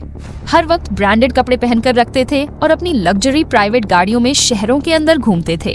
और वही दूसरी तरफ जो लोग इनकी टीम में काम करते थे और खास करके लेबर काम करते थे, उन लोगों के लिए इस तरह की लग्जरी लाइफस्टाइल जीना बहुत ज्यादा मुश्किल था, भले ही वे लोग कितना भी पैसा क्यों ना बचा ले। अगर इस वक्त देखा जाए तो प्रभास की लाइफ बहुत अच्छी थी और वह बहुत लग्जरी लाइफ जी रहा था। हालांकि उसके शौक बहुत ज्यादा थे, इसीलिए इस वक्त उसके पास बहुत सारा पैसा नहीं बचा था। अगर एक बार उसकी जॉब चली गई तो शायद वह अपनी इस लग्जरी लाइफस्टाइल को और ज्यादा मेंटेन नहीं कर सकता था। प्रभास को एक कंपनी ने उसकी सैलरी पहले ही नहीं दी थी, जिस वजह से प्रभास को लगने लगा था कि हर छोटी कंपनी कभी भी फ्रॉड कर सकती है। अपने आप को थोड़ा सा रिलैक्स करने के लिए ही प्रभास हिजू आया था। यहाँ पर प्रभास अपने कुछ दोस्तों के साथ आया था, इस वजह से उसकी ट्रैवलिंग कॉस्ट कम हो गई थी। यहाँ से जाने के बाद प्रभास फिर से किसी छोटी मोटी कंपनी के लिए ही काम करने वाला था, पर उसकी अच्छी किस्मत थी जो वर्मा कंपनी ने उसे अचानक से ही कांटेक्ट कर लिया और उसे अपने साथ काम करने का ऑफर दे दिया। प्रभास और कल्याण दोनों ने ही अपने सपने में भी नहीं सोचा था कि वह कभी भी वर्मा कंपनी के साथ काम करेंगे, क्योंकि अब से पहले वर्मा कंपनी सॉफ्टवेयर का काम कर रही थी और अचानक से हार्डवेयर के बिजनेस में आ गई थी, जिसकी वजह से बहुत से लोगों को उनके साथ काम करने का मौका मिला था। प्रभास और कल्याण इस बात से खुश थे कि इन्हें दुनिया की टॉप 100 कंपनी में से एक कंपनी के साथ काम करने का मौका मिल रहा है, जहां रिटायर होने के बाद इन लोगों को अच्छी खासी पेंशन भी मिलने वाली थी। अगर बात किसी और छोटी कंपनी की होती तो शायद इन्हें इनकी पूरी सैलरी मिलना ही बहुत बड़ी बात थी। आई पेंशन के बारे में तो भूल ही जाना सही था। वर्मा कंपनी में कम से कम एक सिस्टम अच्छा था कि जैसे ही ये लोग 5 सालों तक या उससे ज्यादा तक लगातार इस कंपनी के साथ काम कर लेंगे तो यह लोग यहाँ के ऑफिशियल परमानेंट वर्कर बन जाएंगे। उसके बाद इन लोगों को मिलने वाली सैलरी और अदर बेनिफिट्स भी अच्छे हो जाएंगे। तभी कुछ सोचकर प्रभास ने कल्याण से कहा, मैंने पिछले 2 दिनों में वर्मा कंपनी के लेटेस्ट प्लान के बारे में जानकारी हासिल की थी। यह कंपनी अपने वर्चुअल इंडस्ट्री वाले काम से ज्यादा सेटिस्फाई नहीं है और अब जल्दी ही ये रियल एंटिटी का काम शुरू करने वाले हैं और इसके अंदर जो पहला प्रोजेक्ट बनेगा वह है न्यू एनर्जी इलेक्ट्रिक व्हीकल और स्मार्टफोन कंप्यूटर। प्रभास की बात सुनकर कल्याण ने मैं अपना सिर हिलाते हुए कहा, हाँ मुझे इन सब प्लान के बारे में पता है और यह 2 प्रोजेक्ट आगे चलकर इस कंपनी को बहुत फायदा भी देने वाले हैं। हालांकि डेवलपमेंट का काम ये लोग पहले ही पूरा कर चुके हैं, क्योंकि वर्मा कंपनी की कैपेसिटी काफी ज्यादा अच्छी है। जैसे ही डिजाइनिंग का काम पूरा होगा और यह लोग मार्केट में अपनी अप्रोच करेंगे तो जल्दी ही मार्केट में वर्मा कंपनी का प्रोडक्ट छा जाएगा। तभी प्रभास ने मुस्कुराते हुए कहा, इसलिए तो हम लोग इस वक्त बहुत अच्छी किस्मत लेकर आए हैं। अगर पहले हम लोग खुद से वर्मा कंपनी में इंटर होना चाहते तो भी हमें इसके लिए बहुत ज्यादा मेहनत करनी पड़ती, पर अब वर्मा कंपनी ने खुद हमारे लिए दरवाजे खोल दिए हैं। अब अगर हम लोग नहीं जाएंगे तो शायद हमसे ज्यादा बेवकूफ कोई नहीं होगा। इस वक्त प्रभास के चेहरे पर जो एक्साइटमेंट था वह देखने लायक था। प्रभास इस वक्त बेसब्र से इंतजार कर रहा था कि कब वह वर्मा कंपनी के साथ अपना कॉन्ट्रैक्ट साइन करे। वहीं दूसरी तरफ बात करते हुए कल्याण काफी घबराहट के साथ दरवाजे की तरफ देख रहा था और उसी वक्त उसने प्रभास से कहा, तुम्हारी बात सही है और मुझे लगता है कि अपॉइंटमेंट टाइम तो लगभग हो चुका है। वर्मा कंपनी की तरफ से अभी तक कोई आया क्यों नहीं? जैसे ही कल्याण ने अपनी बात कही उसका ध्यान बाहर की तरफ गया, जहां पर अभी अभी एक बिजनेस कार आकर रुकी थी। तभी गाड़ी में से एक एक्सपीरियंस वुमन बहुत ही प्रोफेशनल ड्रेसअप किए हुए गाड़ी में से बाहर आए और उसके साथ इस वक्त 2 मेल असिस्टेंट भी थे। जैसे ही वह लेडी अंदर आई तो अंदर आते ही उसने अपने चेहरे पर एक मुस्कान लाते हुए प्रभास और कल्याण से कहा, hello mister Prabhas. Hello mister Kalyan, मैं वर्मा ग्रुप ऑफ कंपनीज के ह्यूमन रिसोर्स डिपार्टमेंट की डायरेक्टर हूँ। आप मुझे विशाखा कहकर बुला सकते हैं। जैसे ही प्रभास और कल्याण ने यह इंट्रोडक्शन सुना तो दोनों बहुत खुश होते हुए विशाखा को ग्रीट करने लगे। तभी प्रभास ने आगे आते हुए कहा, director Vishakha, thank you for coming here. Shall we find a place to sit and talk. Prabhas और कल्याण ने बिल्कुल उम्मीद नहीं की थी कि उन दोनों के साथ कॉन्ट्रैक्ट साइन करने के लिए खुद HR डिपार्टमेंट की डायरेक्टर आएगी। डायरेक्टर को यहाँ देखकर वे दोनों बहुत ज्यादा एक्साइटेड हो गए। इस वक्त इन दोनों को मन ही मन इतना ज्यादा अच्छा लग रहा था कि ये बता भी नहीं सकते थे। इन्हें बहुत खुशी हुई यह जानकर कि वर्मा कंपनी के लिए यह लोग कितने ज्यादा जरूरी हैं। फिर भी विशाखा के साथ बात करना आसान नहीं था। उसका एटीट्यूड थोड़ा सा एरोगेंट था। प्रभास के आराम से बैठकर बात करने वाली बात सुनकर विशाखा ने बहुत ही कोल्ड एक्सप्रेशन के साथ कहा, मेरे पास बहुत ही लिमिटेड टाइम है और यहाँ आने का मेरा सबसे बड़ा कारण भी यही है कि आज मैं आप लोगों का इंटरव्यू करने वाली हूँ। अगर आप दोनों मेरे इंटरव्यू में पास हो जाते हैं तो मैं आप दोनों को कंपनी के एम्प्लॉयमेंट कॉन्ट्रैक्ट को साइन करने के लिए रिप्रेजेंट कर दूंगी। इस वक्त विशाखा जिस तरह से प्रभास और कल्याण को देख रही थी वे बहुत ही ज्यादा एरोगेंट एक्सप्रेशन था। विशाखा का ऐसा बिहेवियर देखकर कहीं ना कहीं प्रभास और कल्याण दोनों को ही दिल में थोड़ी सी चुभन हो रही थी और उन्हें यह व्यवहार बिल्कुल भी पसंद नहीं आ रहा था।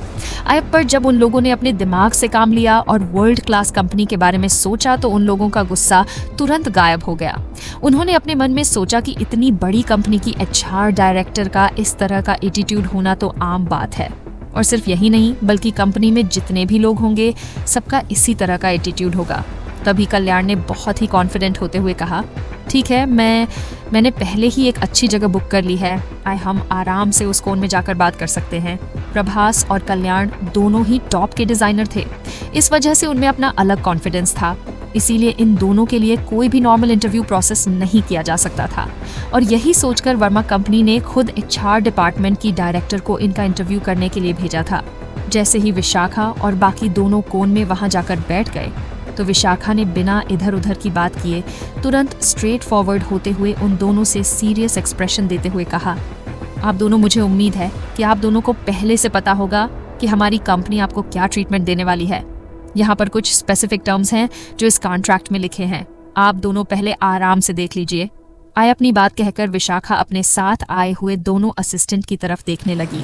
अपनी मैडम का इशारा मिलते ही उन दोनों असिस्टेंट ने तुरंत अपने पास रखी हुई फाइल से कॉन्ट्रैक्ट पेपर निकाले और बहुत ही इज्जत के साथ प्रभास और कल्याण को वह कॉन्ट्रैक्ट पेपर पढ़ने के लिए दे दिए।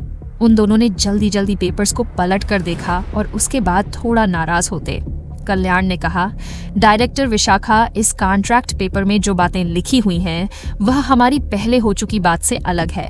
जब हमारी फोन पर बात हुई थी तो उस वक्त मुझे कहा गया था कि आप लोग मुझे सैलरी के तौर पर हर साल 10 मिलियन रुपए देंगे, तो अब कॉन्ट्रैक्ट में 8 मिलियन रुपए क्यों दिखाए जा रहे हैं? कल्याण की बात पूरी होने के बाद प्रभास, जिसके एक्सप्रेशन भी कुछ कल्याण जैसे ही थे, उसने तुरंत कहा, और मेरे लिए बिल्कुल ऐसा ही कहा गया था। तो फिर अब ये बदलाव क्यों? और सिर्फ मेरी पर्सनल सैलरी ही नहीं बल्कि मेरे साथ में 3 मेंबर की सैलरी भी कम कर दी गई है। आप लोग फिलहाल क्या सोच रहे हैं? इन दोनों की बात सुनकर भी विशाखा के एक्सप्रेशन बिल्कुल नहीं बदले और उसने अपने उसी अंदाज में कहा, पहले आपसे जिसने फोन पर बात की थी वह हमारे कंपनी के CEO राहुल थे। राइट विशाखा का सवाल सुनकर कल्याण और प्रभास दोनों ने एक साथ गर्दन हिलाते हुए कहा, यस यस।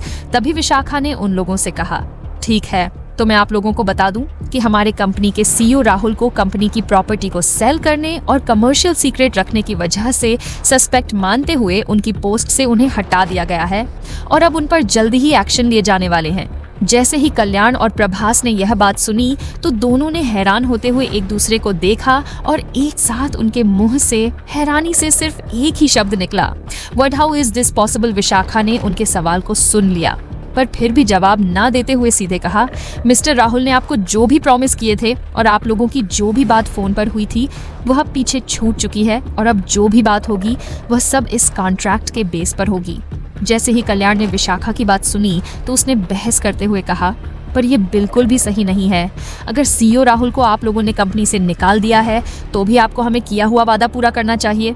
कल्याण की बात सुनकर प्रभास ने सहमत होते हुए कहा, कल्याण बिल्कुल सही कहा है। जब मिस्टर राहुल ने हमसे कांटेक्ट किया था उस वक्त वे वर्मा कंपनी के मेंबर थे। इन दोनों की बात सुनकर भी विशाखा पर कोई असर नहीं हुआ और उसने मजाक उड़ाने के तरीके से हंसते हुए कहा, मैं आप दोनों से पहले ही कह चुकी हूँ कि अब जो भी बात होगी वह इस कॉन्ट्रैक्ट के बेस पर होगी। आए पहले जो भी बात हुई हो उसका अब हम लोग कुछ नहीं कर सकते और ना ही अब कोई निगोशे यहाँ हो सकती है। आई जैसे ही दोनों डिजाइनर ने विशाखा की बात सुनी तो दोनों को अपने आप पर काफी ज्यादा दबाव महसूस होने लगा। उन्हें ऐसा लग रहा था जैसे उनके सारे सपने टूट रहे हों और जिस कंपनी में काम करने के लिए वह इंतजार कर रहे थे वहां अब उन्हें मन मारकर काम करना पड़ेगा। कल्याण और प्रभास दोनों ही सोच में घूम थे कि उन्हें यह पेपर को साइन करने चाहिए या नहीं कि तभी पीछे से एक तेज आवाज उनके कानों में पड़ी, मिस्टर प्रभास, मिस्टर कल्याण, मुझे नहीं लगता कि आप दोनों को वर्मा कंपनी के साथ ये कॉन्ट्रैक्ट साइन करना चाहिए। अगर आप चाहे तो मेरे साथ काम करने के बारे में भी सोच सकते हैं। यह आवाज किसी और की नहीं बल्कि रेहान की थी जो मुस्कुराते हुए उन्हीं की तरफ अपने कदम बढ़ा रहा था। जैसे ही प्रभास और कल्याण ने इस आवाज का पीछा किया तो उन्होंने सामने खड़े इंसान